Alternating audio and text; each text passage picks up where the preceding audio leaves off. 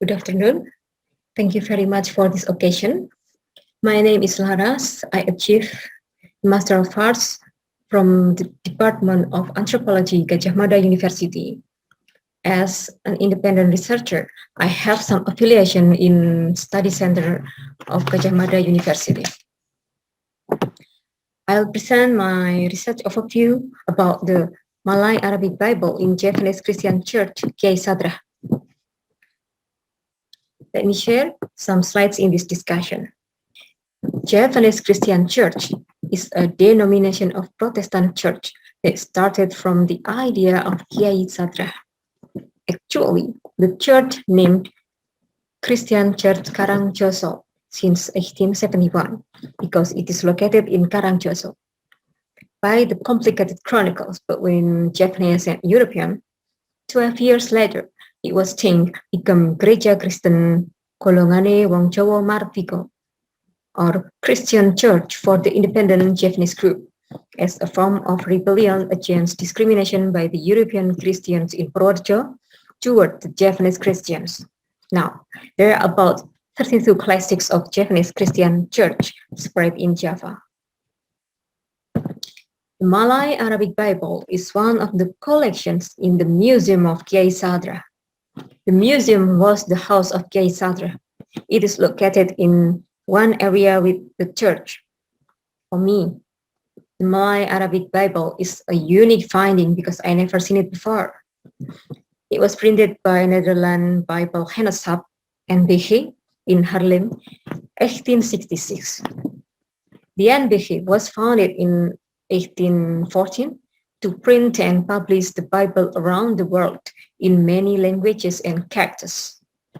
Today, this printing company can be reached online.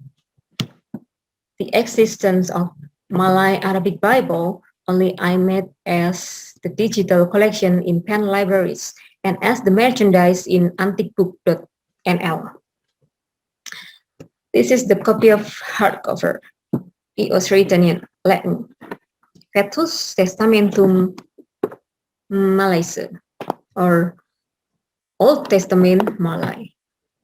Apart from this, other collections in the museum are Bibles in Dutch and Japanese, both language and characters, potteries, keris, Japanese weapon or spiritual object, gramophone and vinyl records. This is the first page. It was written in Malay-Arabic. This Old Testament contains 18 scriptures from Genesis to Esther, but there is no the table of contents, so I translated its titles in Latin characters, like this. Surat Kejadian, Keluaran, Imamat, Bilangan, Surat Ulangan, Taurat, Surat Yosanga or Yosua, then Segala Hakim first, second, Surat Ruth, Samuel first, second, Surat Segala Sultan, Kings first, second, Surat Tawarikh or Chronicle first, second, Ezra, Nehemiah, and Esther. Let us see an example of scriptures. It is Surat Segala Sultan, similar with kings. In Arabic language, Sultan means king, but this term is adopted in Malay and Indonesia. Now, it still uses to mention the king of sultanate, like Sultan of Yogyakarta or Sultan of Brunei. The existence of this Bible cannot be separated from the gate of Kyai Sadrach. We see Kyai Sadrach was born in Jepara, 1865, with name Radin, and passed away in Purworejo, 1924. When he was the pupil in Pesantren Old Gontor, which is now become the modern Gontor boarding school, he added name Abbas, became Radin Abbas. He learned Al-Quran, but his soul still uncertain. As the Japanese, he spent the time to seek the eternal soul. We name it Suksma Sejati. he received the revelation that sounds similar to Yohanes 11:25. Aku iki patangen lan kauripan. Sapa kang percaya marang aku bakal urip senajan wis mati. By this revelation, he learned catechism with two evangelists, Uzo in Semarang and Kyai Tunggal Wulung in Jepara. Then he was baptized in Zion Church, Batavia on April 1867. He chose Sadrach as baptism name because he would not lose his Javanese, although he became Protestant.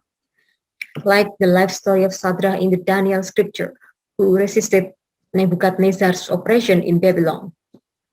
After being baptized, he became an evangelist, and he had responsibility to spread the mission of the gospel in almost part of Java.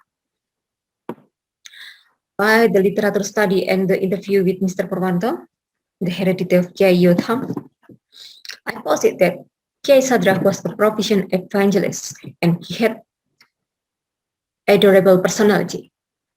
In Japanese, term Kyai refers to people, animal, weapon, or astral creatures that very respected or adorable. Kyai Sadrach was proficient because he understood three kinds of characters: Latin, Javanese, Arabic. Also, he was able to communicate in three languages: Javanese, Malay, Netherlands. As the evangelist, Kyai Sadrach preached the gospel to the villagers in Java. He had a lot of followers, which were the indigenous people in Java. He agreed with the mission of sending, but he did not agree with the discrimination by the European Christians toward Javanese Christians. By the oral history from Mr. Purwanto, Kyai Sadrach and his followers started walking from Karangjoso in the Saturday afternoon to the downtown of Purworejo. The distance is about 16 kilometers. Then they spent the night in the church to attending Sunday service. The reality, they sat in the floor when attending Sunday service. Meanwhile, the European Christians sat on the benches. Kyai Sadrach saw that peoples are same in the eyes of Almighty, but why the European Christians made a gap inside the Protestant church in the downtown of Purworejo? From that bad treatment, Kyai Sadrach made a religious movement as the Javanese Christian. By the long struggle and complicated chronicle, in 30 April 1889, Kyai Sadrach was appointed to be the first apostle in Java, based on a decree from Queen Juliana. But by his vision, he did not allow Kyai Yotham, his adopted son, also his successor, bringing his church into an apostolic church, because the apostolate was not a goal, but a process. So when the following of his churches were decided to join the apostolic church, Kyai Sadrach's church joined into Javanese Christian Church Synod. From those explanations, I draw a conclusion that Malay-Arabic Bible and the Javanese Bible as the media to spread gospel in Dutch Indies. By the literature studies, low middle class people in Dutch Indies might not be proficient to read Latin characters and speak Dutch language, but they were able to understand both language and characters of Malay-Arabic, Javanese Arabic, and Javanese.